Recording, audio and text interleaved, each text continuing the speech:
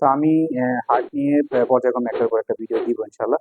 আশা করি আমরা যারা হোমিওপ্যাথি পেশেন্টে আছি তাদের জন্য খুব উপকার হবে। আমি ভিডিওগুলোতে প্রতিটা আহ, যে আমাদের অর্গানের উপর ভিত্তি করে যে যে মেডিসিন গুলো আসতে পারে এগুলো নিয়ে কিছুটা হিন্টস দিব এবং কোন বইতে আছে এগুলো কিছুটা তুলে ধরার চেষ্টা করবো ইনশাল্লাহ। তো অনেকে আছে যে হোমিওপ্যাথি মানে ভাবে যে এমনি হয়তো দুইটা চারটা এরকম বই নিয়ে বসে পড়ে, কিন্তু আসলে কি বিষয়টি এরকম না। একজন স্মার্ট হোমিও ডক্টর কিরকম হতে পারে?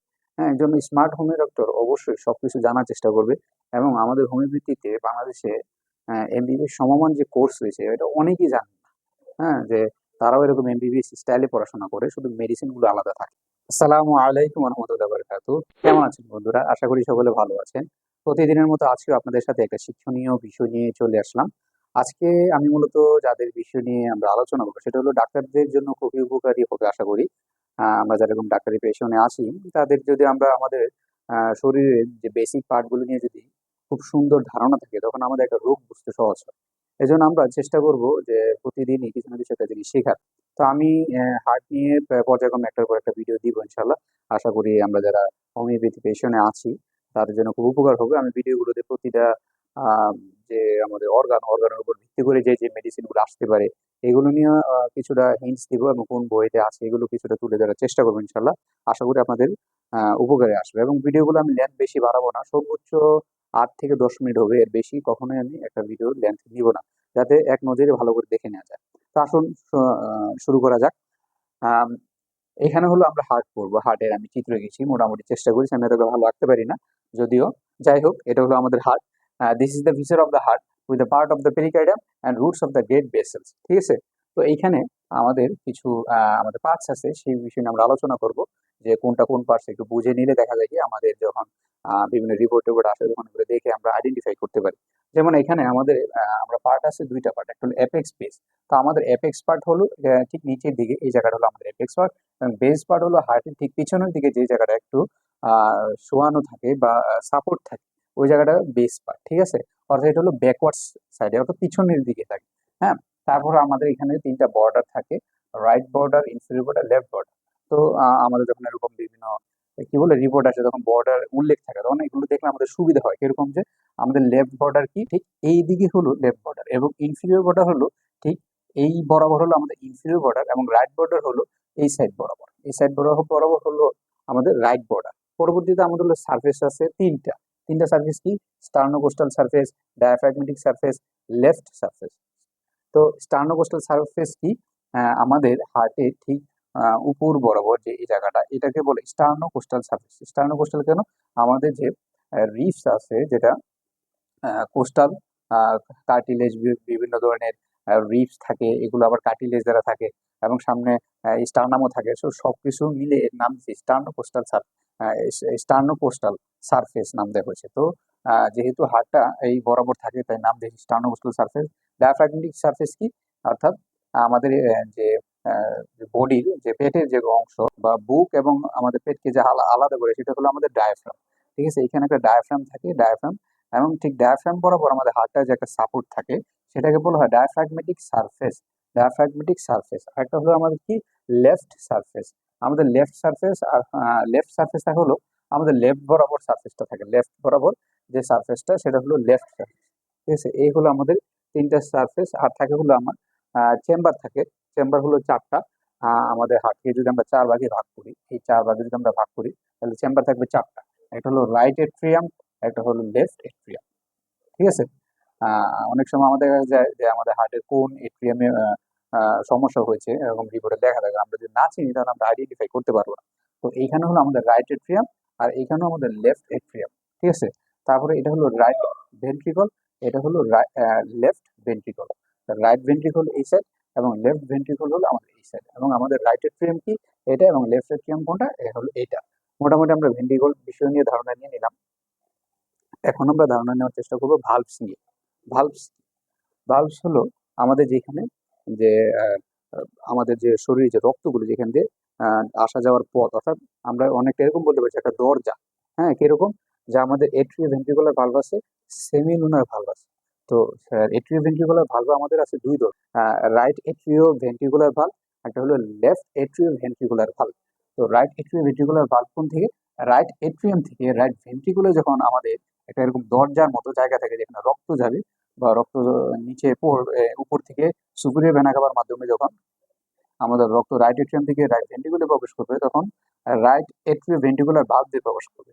আবার যখন আমাদের রক্ত লেফট এট্রিয়াম থেকে লেফট ভেন্ট্রিকুলে প্রবেশ করবে রক্ত, তখন লেফট এট্রিও ভেন্ট্রিকুলার একটা দরজা বা ভালভ যেটাকে বলবো, ওটাতে রক্ত প্রবেশ করবে।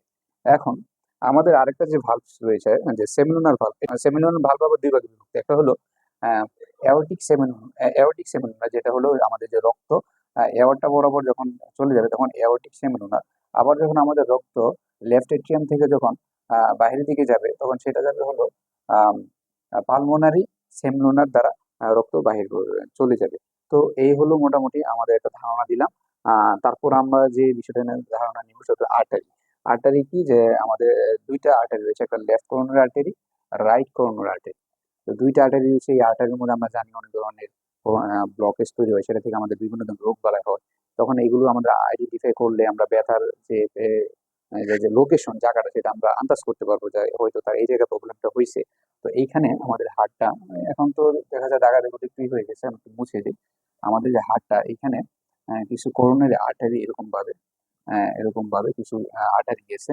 তো একে তো রাইট সাইডে যে রাইট কর্নারে আর্টারি থেকে লেফট সাইডে লেফট কর্নার আর্টারি থেকে সেই আর্টারি গুলোর মধ্যে বিভিন্ন ব্লকের সৃষ্টি হয়, তখন আমাদের পেইন সৃষ্টি হয়, তখন আমাদের এগুলো একটু বুঝতে সুবিধা হয়। তো আমরা আরো কিছু বিষয় নিয়ে আলোচনা করবো, যেমন আমাদের এখানে কিছু ভেসেলস আছে। আমি যখন হার্ট বলতেছিলাম যে this is the viscera of the heart with the part of the pericardium and roots of the great vessels.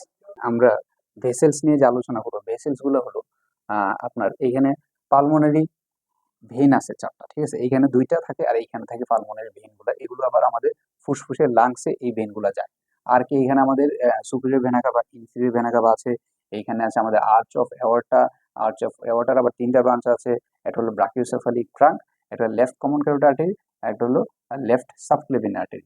তো আবার সুপিরিয়র ভেনা কাভা আবার দুই ভাগে বিভক্ত হয়েছে, একটা হলো right brachiocephalic vein, left brachiocephalic vein, এই দুই ভাগে বিভক্ত হয়েছে। এই মোটামুটি আমি ভেসেলস নিয়ে আলোচনা করে দিলাম। আশা করি আপনাদের এই ভিডিওটা বুঝতে সুবিধা হবে হার্ট নিয়ে। আপাতত আমি বেসিক পার্ট করিয়েছি।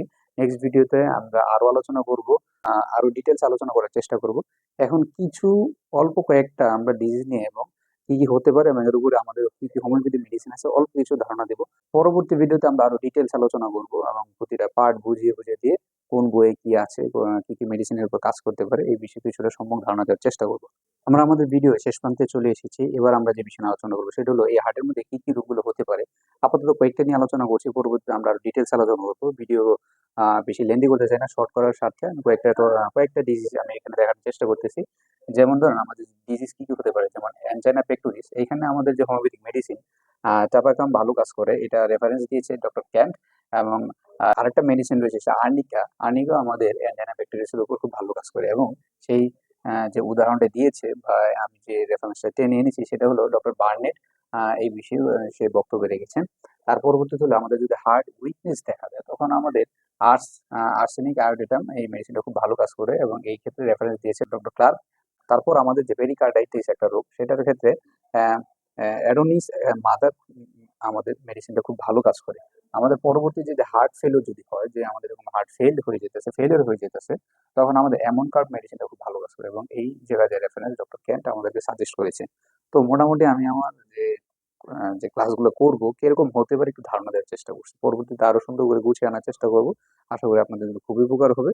আমার যে ইউটিউব চ্যানেল এবং আমার যে পেজ এবং যে গ্রুপ, আমার সাথে যুক্ত থাকেন। আমি স্টেপ বাই স্টেপ আপনাদেরকে বোঝানোর চেষ্টা করবো। রিয়াদুল ইসলাম রিয়াদ, সরকারি homeopathic medical college, BHMS course, 6th ইয়ার কোর্স, এটা আমাদের এমবিবিএস সমান কোর্স, ঠিক আছে।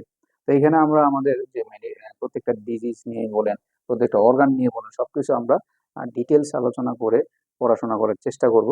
আমাদের যে বিএইচএমএস কোর্সটা এমবিবিএস যেভাবে পড়াশোনা করে থাকে, মানুষ নিয়ে জানার জন্য যতটুকু জানার লাগে আমাদেরও ঠিক ততটুকুই জানার জন্য পড়ানো হয়, এবং এর জন্য আমাদের এমবিবিএস টিচাররা আমাদেরকে পড়িয়ে থাকেন। এমবিবিএস টিচাররা এসে আমাদের অ্যানাটমি, ফিজিওলজি, আরো বিভিন্ন ধরনের যে মানুষের অর্গান ভিত্তিক যে পড়াশোনা সেগুলো আমাদেরকে পড়িয়ে থাকে। আর আমাদের যে হোমিওপ্যাথিক সাবজেক্ট রিলেটেড যে পড়াশোনা, সেগুলো বিএইচএমএস এমবিবিএস সম্মান হোমিও ডাক্তাররা আমাদেরকে পড়িয়ে থাকেন। তো আমি যথেষ্ট চেষ্টা করব আপনাদেরকে প্রতিটা টপিক ওয়াইজ ভালো করে বোঝানোর জন্য। আশা করি আপনাদের উপকার আসবে। ভালো থাকবেন, সুস্থ থাকবেন। আসসালামু আলাইকুম রহমতুল্লাহ বরকাত।